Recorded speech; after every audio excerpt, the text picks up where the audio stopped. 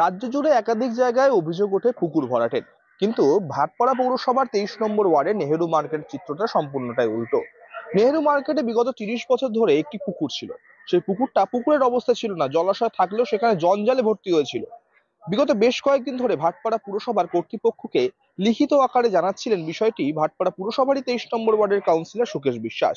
তিনি চেয়ারম্যান সহ বিভিন্ন দপ্তরে চিঠি করেন যে পুকুরটিকে আবারও পুনরায় ফিরিয়ে আনার। সেই কথা মতনই ভাটপাড়া পুরসভার তরফ থেকে এই মুহূর্তে এই পুকুরটি পরিষ্কার করার কাজ ইতিমধ্যে শুরু হয়েছে।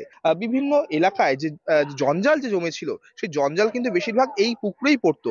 সেগুলিকে তুলে জলাশয় আবার আগের জায়গায় ফিরিয়ে আনা হচ্ছে এবং মৎস্য চাষের জন্য উপযোগী করা হচ্ছে এই পুকুরটিকে।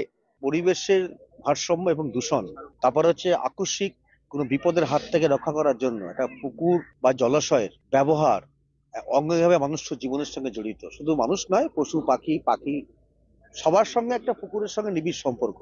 এই পরিবেশ ভারসাম্যটা বজায় রাখার জন্য এলাকায় এত বড় বাজার, অগ্নি নির্বাপক ব্যবস্থা সুন্দর গড়ে তোলার জন্য 30 বছরের পরিত্যক্ত একটা জলাশয়কে আবার মৎস্য চাষের উপযোগী গড়ে তোলাই হচ্ছে আমাদের প্রচেষ্টা। কারণ ভাটপাড়া পৌরসভার চেয়ারপারসন বিধায়ক সোমনাথ শ্যাম, তারপরে আছে আমাদের কনজারভেন্সির সিআইসি সমর পাঠক, সকলের কাছে দরখাস্ত করেছিলাম, দরবার করেছিলাম এবং সেই দরবারে সকলে সামিল একমত হয়ে এই পুকুরটাকে একটা সুন্দর মৎস্য পুকুর আর কি, মৎস্য চাষের উপযোগী পুকুর গড়ে তোলা।